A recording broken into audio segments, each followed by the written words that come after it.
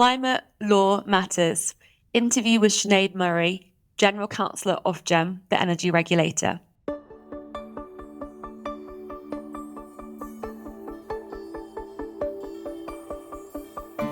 Hello, listener, and welcome back to our podcast, Climate Law Matters, in which we explore the key legal developments across different sectors to address the issue of climate change. I am Steph David, a barrister at 39 Essex Chambers, specialising in public law, environmental and climate change cases. Today, I am very excited to be joined by General Counsel at Ofgem, Sinead Murray. Sinead, thank you so much for agreeing to speak to me. To start, what was your pathway to Ofgem?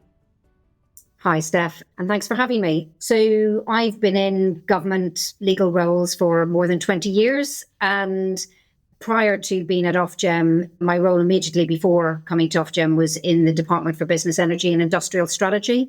And I was a legal director there, and I led mainly on the energy side, also space and science. But that gave me a foundation in energy law and enabled me to apply for the role at Ofgem, which I was lucky enough to obtain about 3 years ago. So I've been now 3 years at Ofgem. And can you explain in general terms what Ofgem is?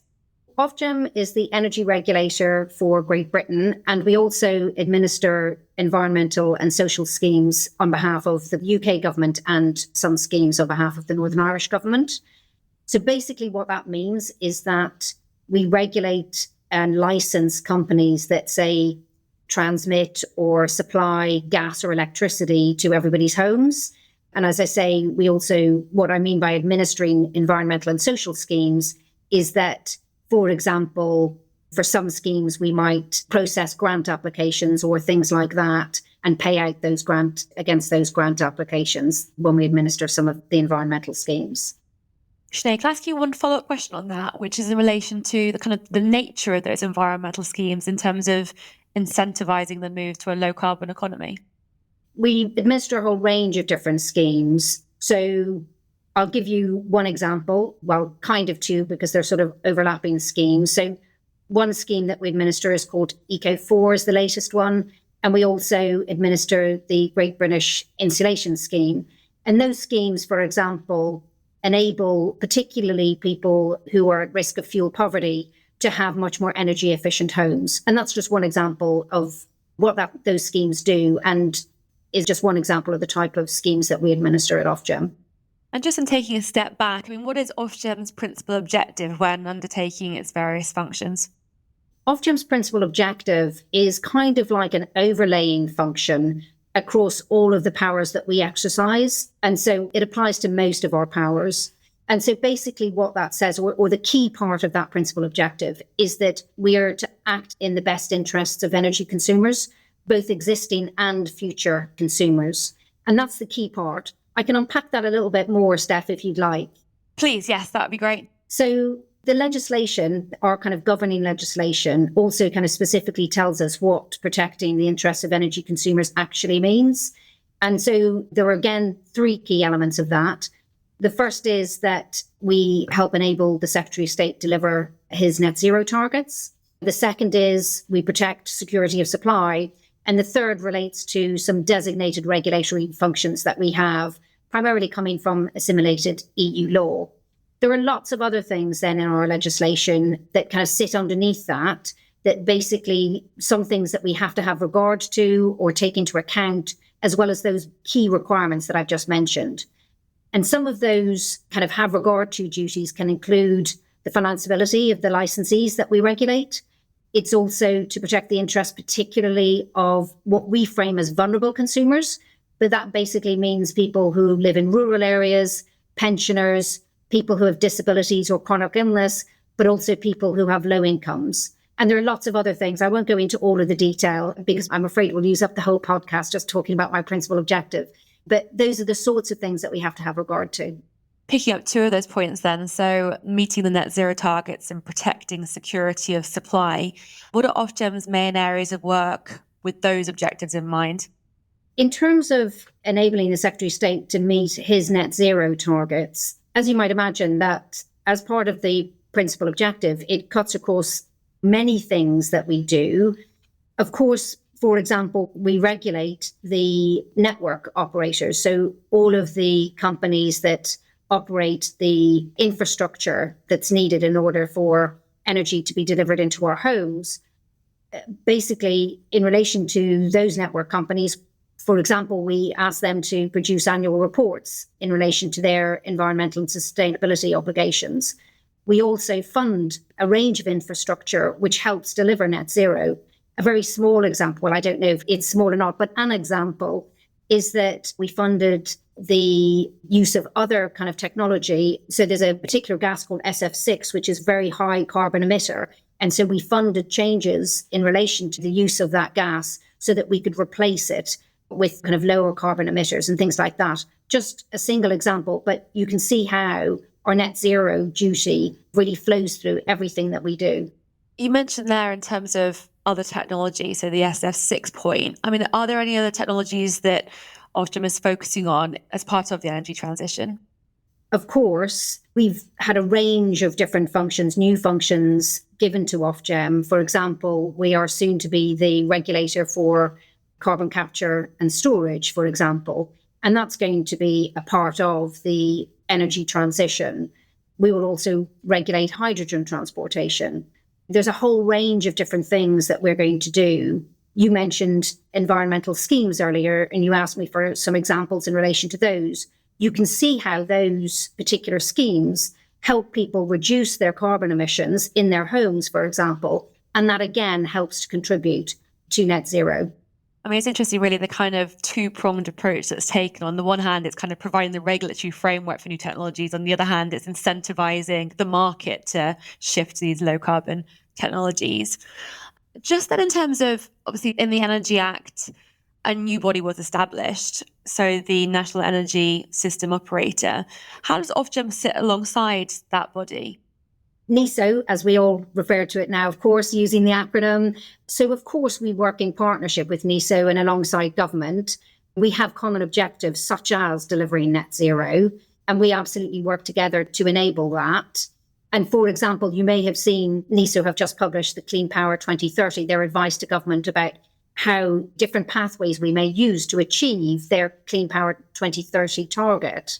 And so we will, for example, input to that process as government then issues its statement on how it wants to achieve that objective. But it's also the case that we regulate NESO. So we grant a license to NESO, and we will make sure that they abide by their principal objectives and their licensing obligations. And so it is a bit of a strange relationship in that we are going to be regulating a public sector body, but it is right that we ensure that we work collaboratively with them, but also that we ensure that they do deliver against their licensing conditions. Thanks, Sinead. If I can just pick up on one of the points that you made earlier in relation to the energy transition. I understand that Ofgem is doing a fair amount of work on heat networks. I mean, my first question really is, what is a heat network? So there are two types of heat networks, what is called a communal heat network and the other a district heat network. Communal is probably the one that most people would be familiar with. So it's usually a heat network for a single building, so that a network that is provided to everybody who lives in that particular building. A district network, a bit like it says on the tin, is for a wider district or area, and it provides energy to that whole area. And what work is Ofgem doing in relation to heat networks? We are going to be the regulator for heat networks. There's still a lot to do in terms of exactly what that role will involve, but primarily it will be similar to our role in relation to gas and electricity networks, in that we will be there to protect the interests of consumers of heat networks. And so we will be there as the consumer protection body for those consumers who consume their energy via heat networks. And then my other follow-up question is in relation to energy network infrastructure. So that really is critical, isn't it, in terms of making sure the kind of whole economy is ready for the transition. What's Ofgem's role in all of that? So we have a massive role in relation to that. So I mentioned earlier about how we regulate the network companies. And so we agree the kind of allowances that they get in order to build that infrastructure. And we have a huge part to play in terms of making sure that we accelerate the infrastructure that is needed in order to deliver net zero, and also making sure that consumers pay a fair cost for that. So, for example, we have agreed a number of new projects that the network companies are going to build, which we feel are essential to be able to enable the country to deliver a net zero grid. Another area, for example, is in relation to connections. So at the moment, you will probably have seen quite a bit of press coverage and the like about how long it's taking for people to connect to the grid. And that's something that we're really heavily working with alongside the NESO in order to try and accelerate the right type of projects being able to connect to the grid quickly, again, to enable net zero. And just on the energy network infrastructure point, I mean, are there any kind of specific focuses with regards to the infrastructure you need for that transition? So, for example, again, I referred earlier to the NESO advice in relation to Clean Power 2030, and they've sent out a number of pathways that we need to achieve to be able to deliver Clean Power 2030. And a heck of a lot of that is about delivering more offshore wind, more onshore wind and solar and things like that. And clearly we need the infrastructure to be able to connect those projects to the grid and to deliver energy to where it is most needed. Thank you. So Ofgem's principal objective, I mean, you mentioned it earlier, but it has been amended recently in respect of defining it in relation to the net zero targets and the carbon budgets.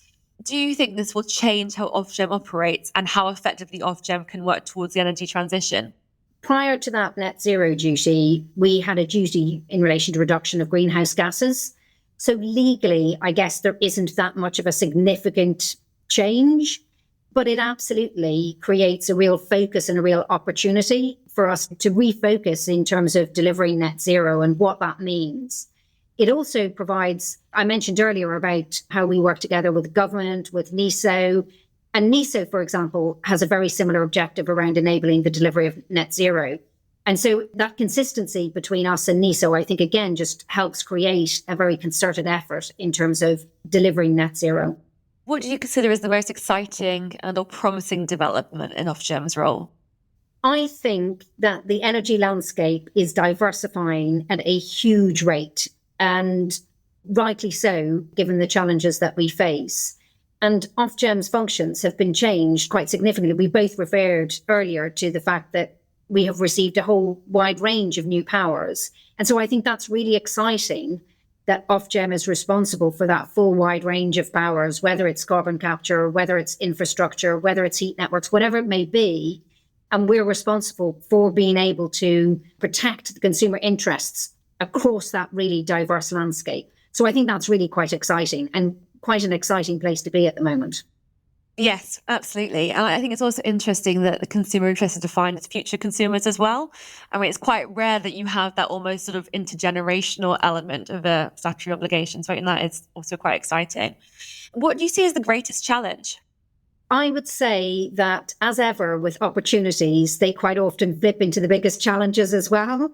So the fact that the energy landscape is diversifying at such a rate, and the fact that we have such a wide diversification of powers, therefore, I think that's also going to provide one of the biggest challenges.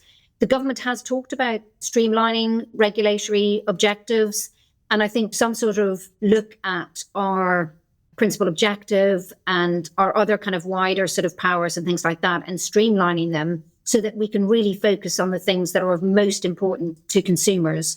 I think that will help, as I say, in an ever diversifying landscape. Sinead, so does Ofgem work with any regulators in other countries? Yeah, absolutely. So we've worked with regulators in the US, in Australia, other jurisdictions, and we also work quite closely with regulators in the EU. And for example, we will talk to those regulators about things that they're doing in terms of adapting to new technology or delivering their functions in a different way for us to understand how that can be implemented in the UK. I mean, you have already sort of answered this, but it's a kind of more general question I ask all my guests. I mean, what do you see as the greatest legal barrier or development addressing climate change? So this isn't a legal barrier per se, but I think wider acceptance of what we have to do more widely in terms of delivering net zero, I think is really important. And I think that is really important because if we don't have that, then, and this is where it does tip into a potential legal arena, is it has the potential to lead to litigation. And that can slow us down And that can slow us down in terms of delivering something that I think is really important for the UK and beyond. And I think we've got significant challenges in being able to meet Clean Power 2030, net zero. And I think we do need to kind of keep our eye on that sort of wider prize of what's in the greatest benefit for consumers as a whole. Thank you very much for your time today, Sinead. It's been really interesting to hear about your work at Ofgem. No problems. Thanks, Steph.